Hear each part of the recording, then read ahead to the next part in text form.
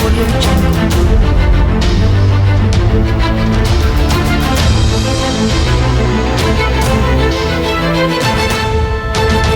Audio Jungle.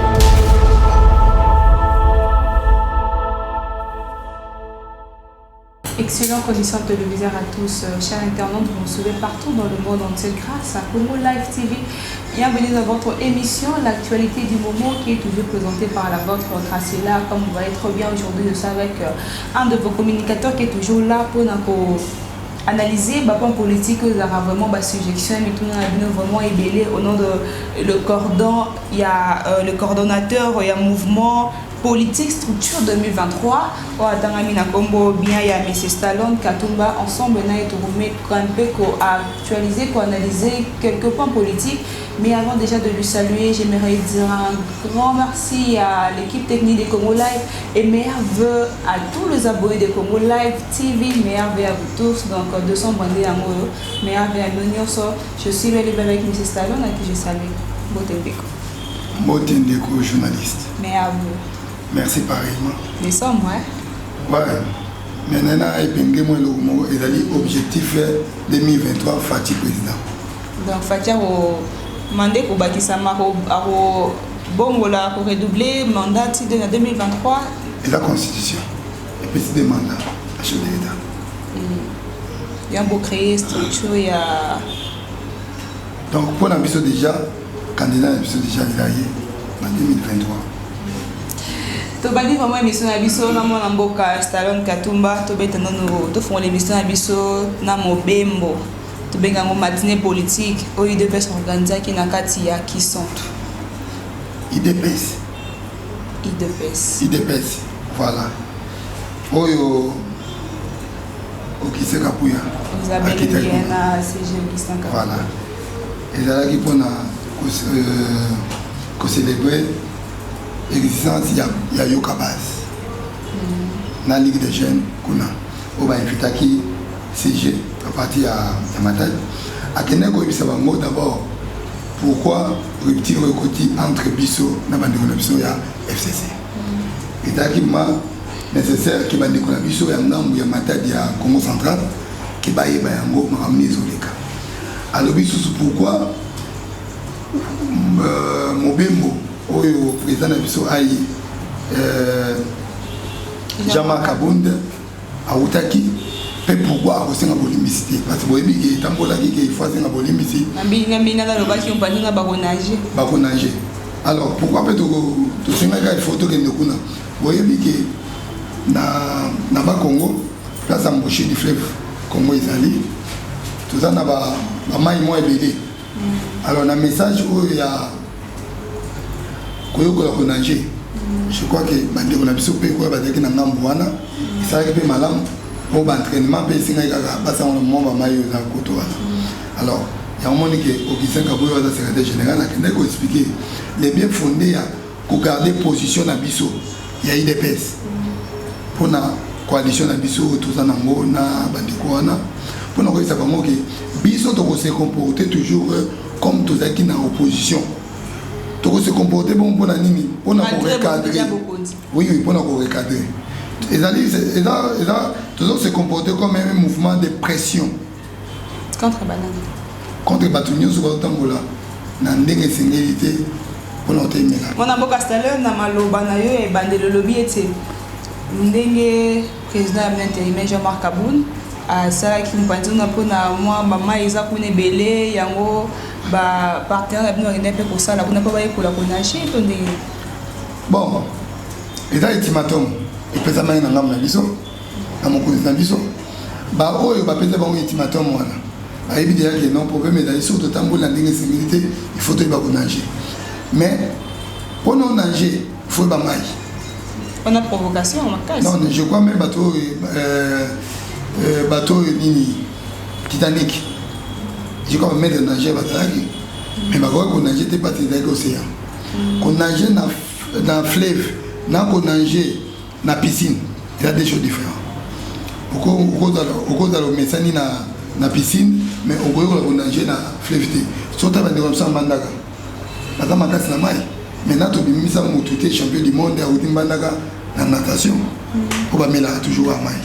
Donc il y a un moment peu que bandeko parce que l'idée m'a bête parce que nous ça dans un entraînement mais malheureusement dans l'information de toi qui pour ne pas atteindre ta rive il y a ikisi ma réalité na toi mais maman ikuna tu vois qui en voilà bakendaki pour protéger coalition cash FCC to ndengozo loba koye kola kona je peux par exemple belé na bandi était vraiment na OCS à la moi pas si pour na moto à survivre mine bakalaka ya kozinda une façon ko loba ke ba ko glisser non au moni tant tozo loba likambo ba ma kena osana na kisantu ce sont des gens trop risés batu bandi comme ça FCC ça partenaire na bino bah oui c'est tout à fait normal tout doit assumer bata partenaire na biso to boyi ba moté mais ce sont des gens au bata un peu malin mais là on va que plus malin que Gandolo on va coûter na ba mon objectif na bango ta kinini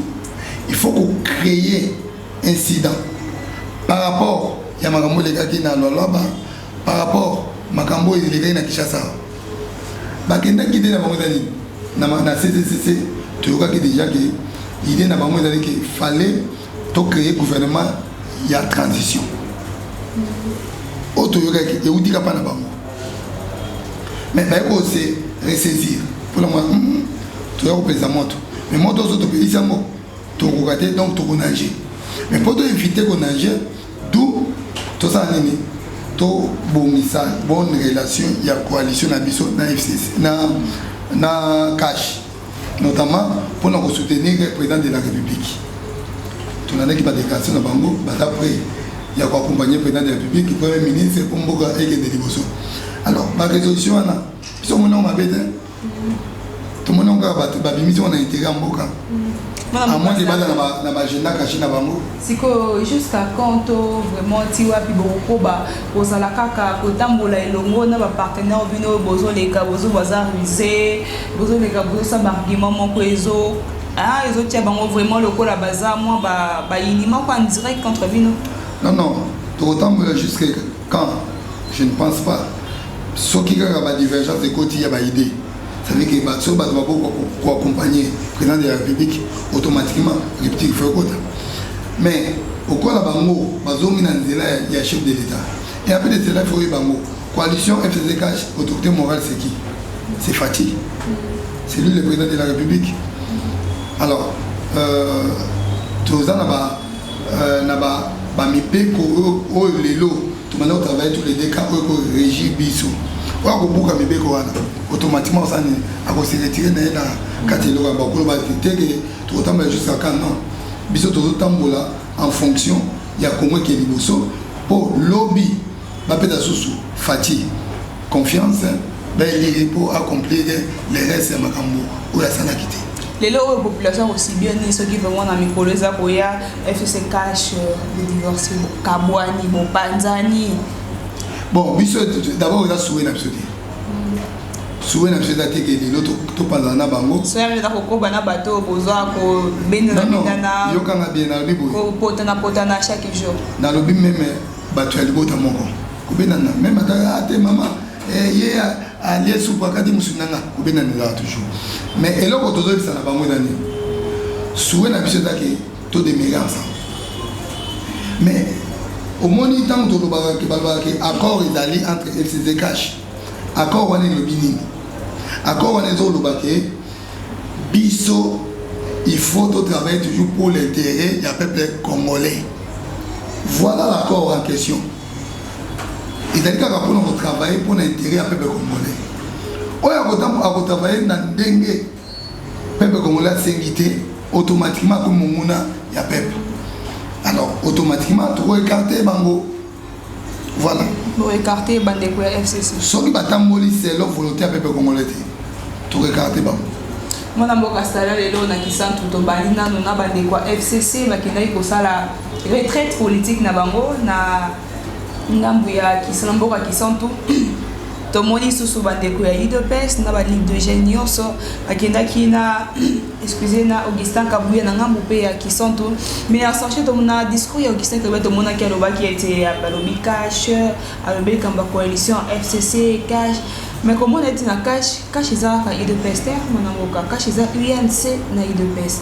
Mais comment on a mon pantalon ni drapeau IDP il y a UNC plutôt ni ba militaire UNC na habité botikala bozoko bakaka IDPS na FCC to UNC vraiment ti azo bozo côté vraiment na ba makamuro bozo nde bozo ali ko avancer te. Ndeko il faut ebelo komoko ndeko journaliste yo donc sama munene na kata mboko yo. Tango tozo lo ba coalition cash FCC na niveau à cash plateforme wana oza super méga plateforme et dans les parties phares c'est l'IDPS. Yango wana UNC fatika la si. Non makambo to kendaki na kisantu na ba Congo et dalaki IDPS les cachetés. Et là IDPS secrétaire général du parti à sur la base na bango ya parti. Tout nous sommes dans cacheté mais empêcha qui était peu ba cache so balinga ki ba sangana biso. Tout ça il ko moko to ko benga na monter. So pe ba mona na kité, il a pe mabete.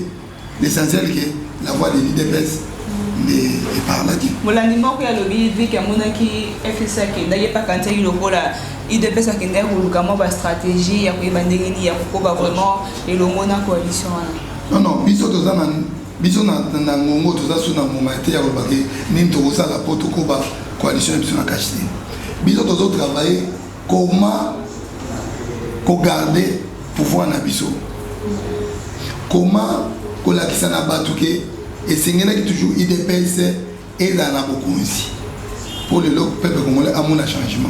Voilà l'objectif de ce moment. Il y a le baquet et là on y peuple congolais dans nos besoins. Et là on y tout ça, il y a le on a tout salité. Des voilà pour occupation de ce moment. Mais moi dans mon côté les lots ndenge makambango ezali ko avancer mais tout on a vraiment apparition à UNC ta. Bon. Au moins, il y a une plateforme qui chaque parti a autonome. Mais nous sommes réunis, unis pour unité d'action. Hein? Sauf que nous avons besoin pour ça, dans l'ensemble, on a bon mot. Mais en dehors, on n'a pas autonome. C'est tout à fait normal. Par contre, et ce moment-là, il y a une épisode de tout ça. Si on va inviter des épisodes, tout va s'imposer. Mais tout le monde a qui est drapeau à UNC le 12 au Salaka mois célébration na katina libanda ya permanence tout le monde a qui est drapeau à UNC wana. Mais pas que bataille qui invité, il a qui fait, bataille qui invité. Mais si vous savez cette fois-ci, tu es invité qui va monter, il faut t'en vouloir, non. Au moins tu vois une façon mais à autant moulander que n'habite no bo isolé UNC. Et na quoi bisayo, sokotali même temps ensemble. Dans les rassemblements d'Alaki. Et d'Alaki, pour l'action commune, n'est pas dans nos à l'époque, il y a fait Etienne. Mais après, à partir de nos zones,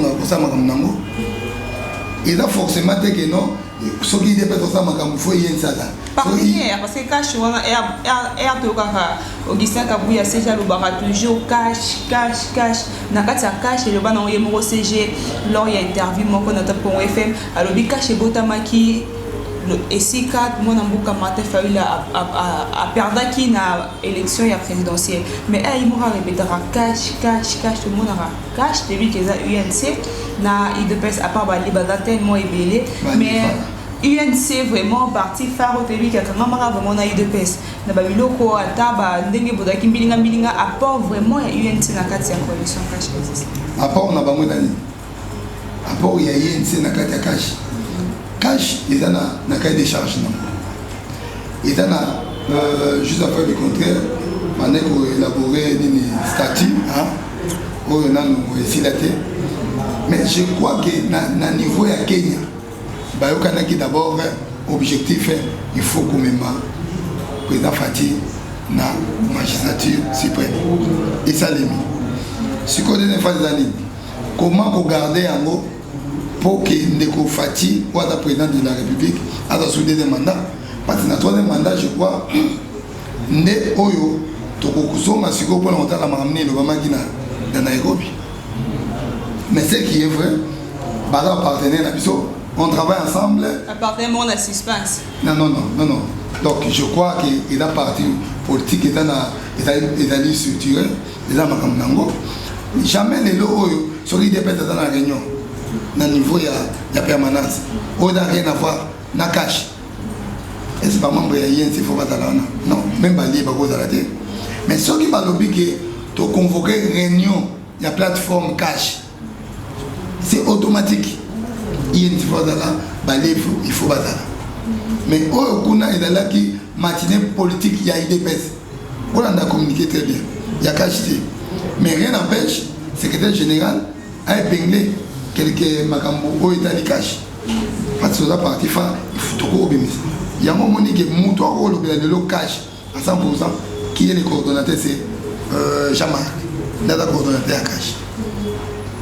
Mwana mboka sana lelo oyo après bambili ngambingi lekaki na kati ya bandeko ya IDPS na bandeko ya FCC tomonaki de l'autre côté ya FCC bakimondo elatamaki kuna toyomona lisusu na kisantu kuna kota IDPS bibili ya nde televi toyebi te ya to bakangi mutu mosusu ndoki to losambo nde leki mpanzi ya différence pourquoi tobimisi bibi bolandi chef de l'État partout na Rome na sa de martyrs alobaki ngai na kokite mokumba oyo monene bopesi ngai na kokango te na confiance na mboka nzambe yo nde dirige mboka yango moni elembo ya bible mpona koloba ke oyo nyonso akobundisa biso akuta na nzambe abundisi nzambe ezalaki bave nani président asalaki yango partout alekaki même ntango batie nani création bacréé nani ambongo comme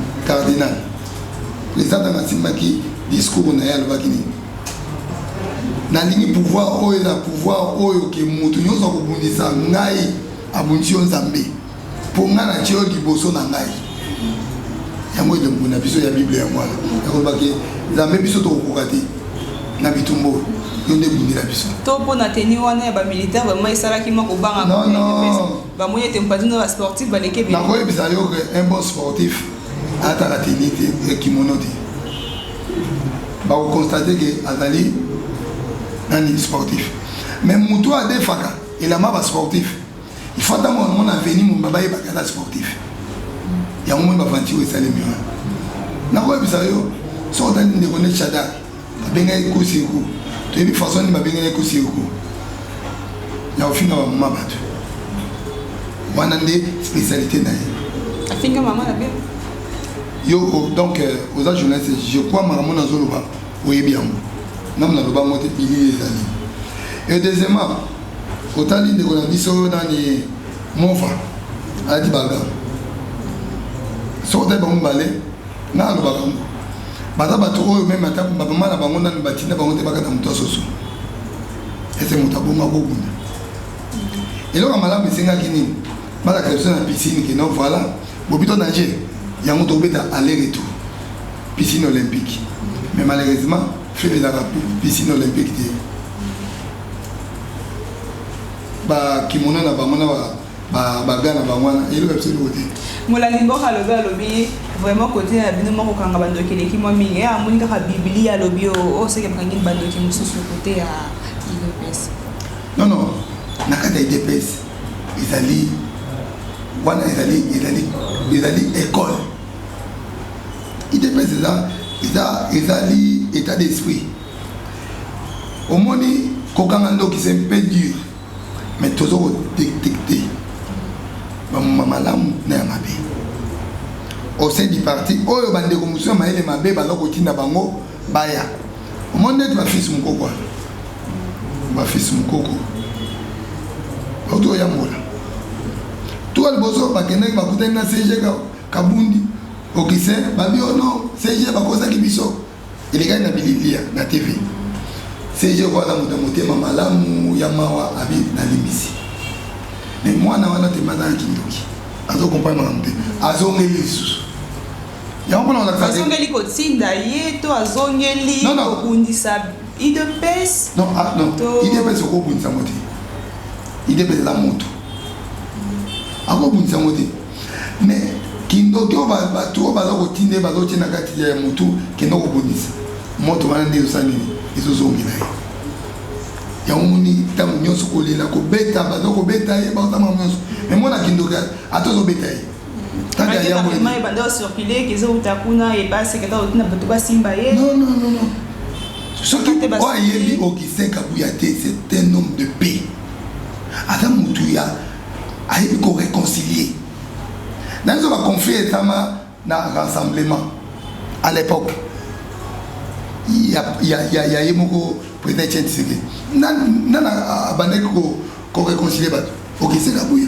avec même pas secrétaire général Mama Koudoua na ni Diom Ndongal ba potana mais mutaje kimia c'est Augustin Kabuya Augustin Gotinda batute Augustin akoki Gotinda mutute batunde batu ya parti amoni ke ndeko azotambola mabe bango mone bazoko s'en charger na ye Augustin pona ya ataka constater pe ko regretter azali yene mama yene azali gardien du temple c'est Augustin Otuna mo utaki mwana mulandi moko ya kongola ba esenga tundela ngane ba mwana mboka Stalin lelo o bakumba mwana milili ya mwana mboka ya ndeko na bino fils mukoko kosaba matie politique na IDPS Kibasa alinga ye baete na IDPS progrès IDPS ya permanence babenga na fils mukoko to bino mtu transférer pa Kibasa. Non je crois que lelo oyo permanence référence à IDPS et Iban Pazizali. Ce qui montre le lot a accueilli la place au Tanguana. Et ça doit n'a pas beaucoup. Mais fils Moukoko a conclu jamais qu'organiser matinée au sein il y a permanence à IDPS. Tu sais qui dit. Il y a besoin que IDPS qui base. Il faut y avoir peut-être je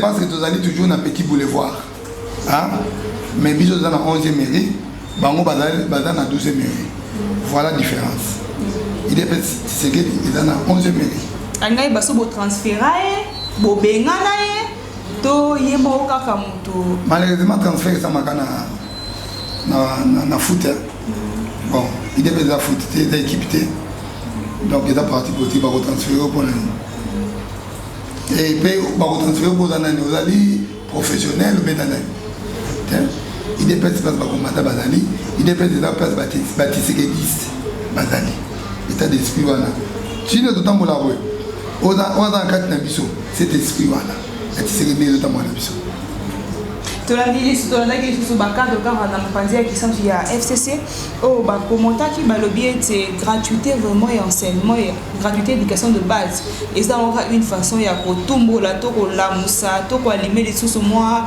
mbilinga moko boye na ancien chef de l'État Joseph Kabila Kabange omoni olobaki kama kindoki fala kindoki susu omoni bandeko wana ti baza koloba bazangi soni bon, causant la son c'est un peu dur, mais mot approprié il allait kindoki ya buzoba ya salité. Bayebi d'abord gratuité wana. Tant bon ça la constitution. Il est pas des na pouvoir terre. Tu dis que la constitution bo sali wana. Et dans constitution mon qui bo sali ba plagia.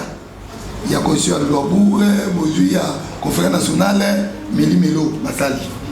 Noter parce qu'il n'a pas voulu Michel. Mais dans la constitution, on a vraiment appliqué gratuité enseignement. Et là, on est dans qui bango pour pratiquant. Babé d'abord tout là vraiment ancien chef de l'État. Bango si quoi problème na bango d'anime. Balaki si na chef sénateur à vie. Ndeko Joseph Kabila. Pour nous dire que non. Au moins matoi mangongi na yo.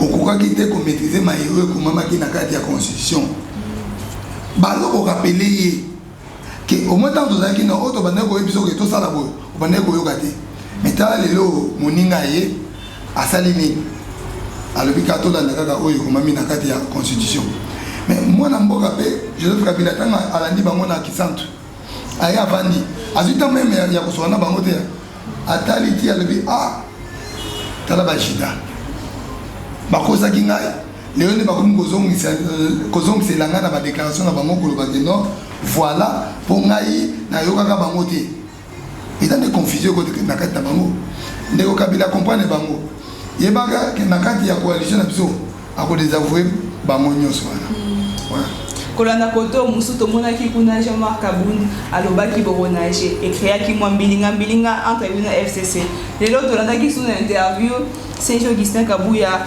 alobi ete a condamné alobi ba propos na bango wana vraiment sur éducation de base à traiter bango ba irresponsable. Mais oui.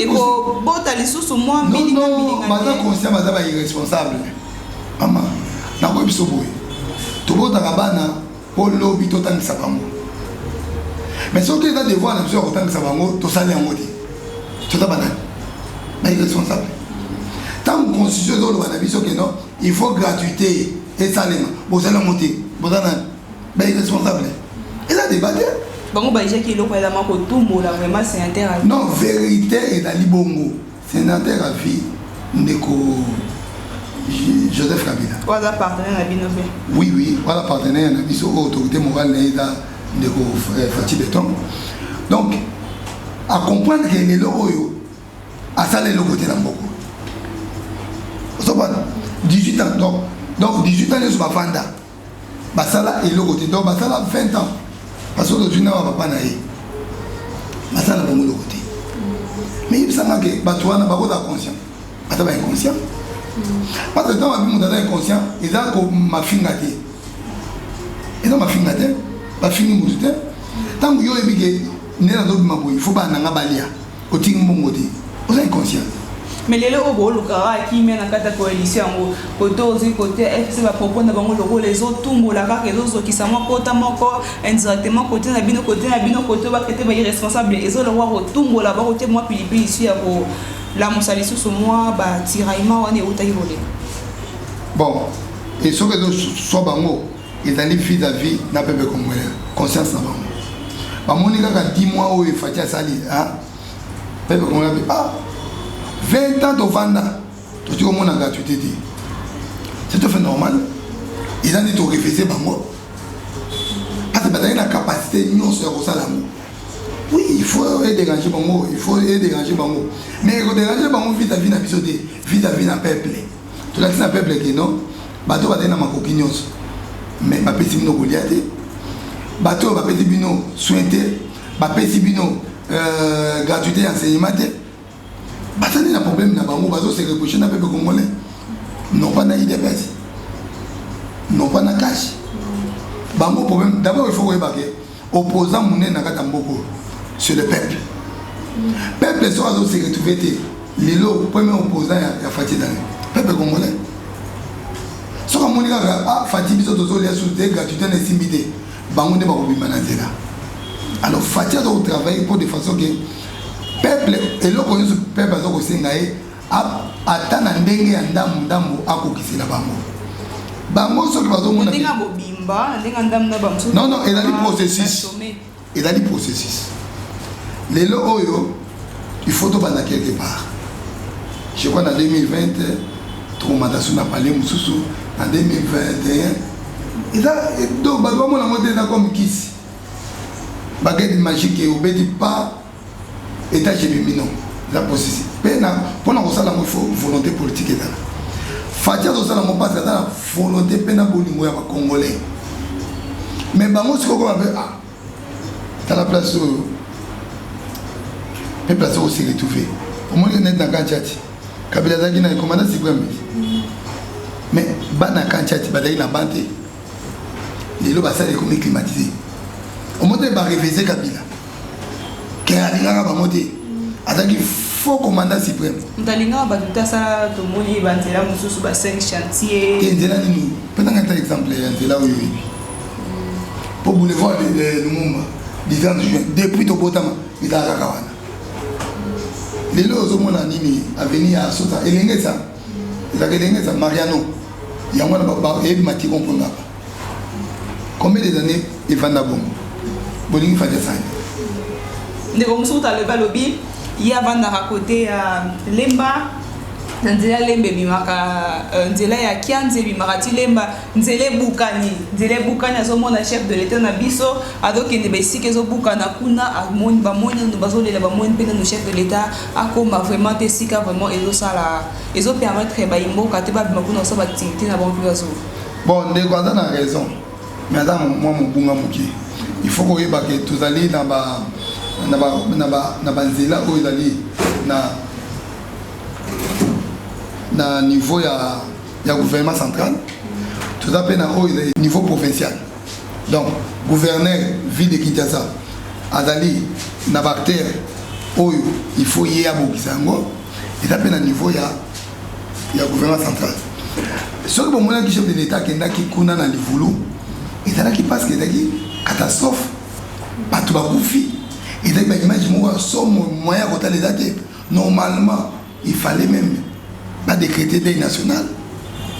Éviter des journalistes, tant que vous avez place wana, vous avez babinili wana. Et ce que vous avez comme motema, trop qualité. Président il faut que la place des camions soit l'ennemi. Maintenant, à l'écoute. Motuna musupe daleka kawana de komora kinobi est-ce que sengeli kaka mokonza mboka akoma resika ba senge salami akoma resika mwambilinga to mwa eloko mwa be salami to kokipe ko tinda ta ba délégué ba mona ba misa msuba zali bazami placé ya kokende kozwa Azali père de la nation papa ya mboka kumu tangu bikambo salemi ya somo ya mawa oyo mokili mombele obeli ba RFI elobeli papa malama osali akotinda yaya te il fallait yemoko akita ayeba eloko euti wapi banani baresponsable voilà lisusu misala ya ndeko Joseph Kabila ye kunaki osala non nalobi boye eza na kati ya misala na ye parce que biso tozobake continuité parce que bande kosala biloko onde tolobaka ke biloko bachinois eumelaka te banzela nani asalaki les lobes ont dit continuité à 5 il y a signataire à BZF tolobi boye nabi sur le plan administratif et l'administration ce qui les lo oyo ata émission na ndenge za kitoko mokili boye lobi soko zati moto wa ko remplacer il faut ba ke baline na yo dani osuka ki wapi il faut ba ka benini avant ko ba ka implice il faut banane ibandaki wapi banzela wana ezali banzela oyo ndeko na biso Joseph Kabila salaka na époque na ye ezalaki banzela moya coup direct mais lelo fati aye kopesa banzela oyo ezali na longue durée il y a plus de 25 ans banzela ndo moni wana donc po ebe après même 50 ans mais tala lelo ndeko na biso Kabila na banzela na ye oyo asalaki na ba chinois na ye wana. Donc, manque a suivi. Il y a misala. Quand il y a des choses qui misala, t'as la fatia aussi. Sur des moutons, il y a un wana. Mais il y a moi qui la misala. Décembre après, il y a un comité qui me compte d'abord un comité qui va y avoir qui est fait dans la sorte de moutons. Non, dans l'assemblée, avec Bakou il y a 4. Et 4 wana en décembre, beaucoup de monde en opérationnel. Mais il y a vraiment pas fêté. Tous on a un mouton na o yobaki wana.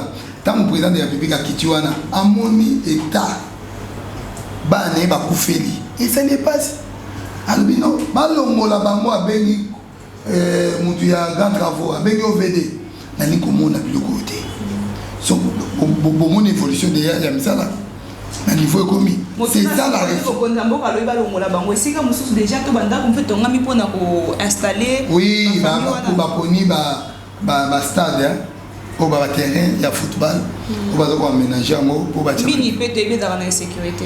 Non, insécurité d'année. Tant qu'on a le même aucun nama S, au moins la MONUSCO, tant qu'on aménage à la bête à Tchabat. À côté de mesures de sécurité, la police va vous aller. Et madame Bateau va vous aller charge du gouvernement. Ça veut dire que là, on a un sur le gouvernement. Les allolégues montés de Diva qui n'a pas eu on a vu sur la salle qui m'a passé ma casse au bazar quand on m'a Brazzaville, automne n'a pas comment rouler Libanda, comment on a dit va qui mondé n'a pas 100 francs, n'a pas 200 francs. Non, non, je crois bien que même à table que on a vu il y a Tango, il y a Kabila, il y a sénateur Afri.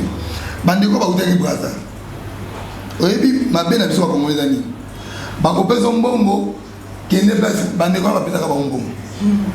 Mais mais tellement que mayele na biso ba congolais et na mayele mo mabe ndo mona ba vanda ki wana susu o ba ibaki ba bia o ko la ba pezi biso ba konzi musu ba osani ni ba koya ndo mo ba kuma ko kemande wana mais suka et ça ba kine maman Olive on a pesi mboti a passant maman wana na motema na ya bolamu azwaki batu wana lisusu atie bango na mituka aketia bango na cité na ye cité mama Olive Lembe bakenda kuna e batu mususu bakamata bakima bakamata batia ba locataire bazonga subukaza lelo otokenda mopanzi ya Congo central tomonaki gouverneur ya Congo central na vice na ye o baimage elekaki mwa mbilinga mingi ezalaki mwa mingi tomonaki bazalaki vraiment balongolaki baposte na bango baimage elekaki ezalaki vraiment soni mingi na kotala yango boye na bilili na bana lelo tomoni barépondre baposte ya baréhabilité baposte na bango mama nakoyebisa eloko moko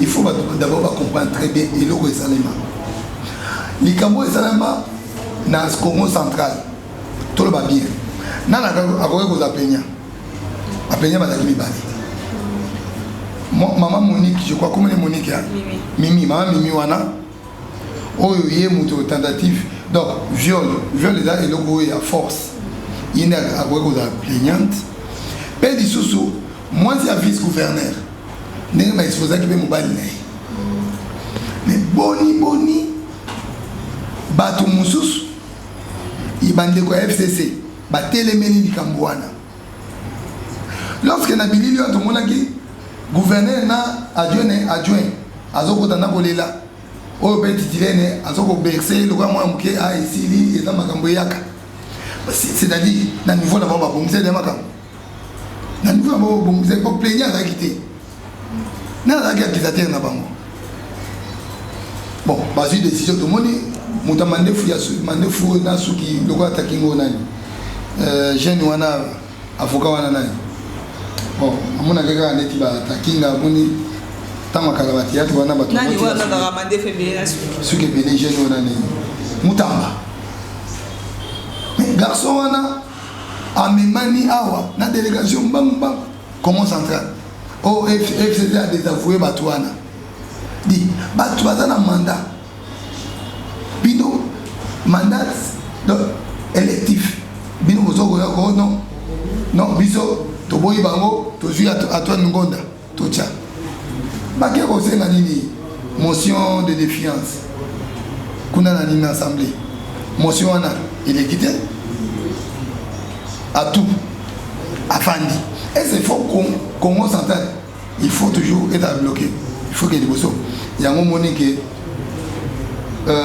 ministre vice-premier ministre chargé de l'intérieur Gilbert Kakonde a eu décision autant na kati ya bato wana ye tant que patrouille d'administration nde a réhabilité bango lelo bomé kozala image moko ya propre envers population ya kozongisa bato wana baposte ya bango mais na États-Unis affaire Monica Lewinsky il a la même chose kutu wana président de la République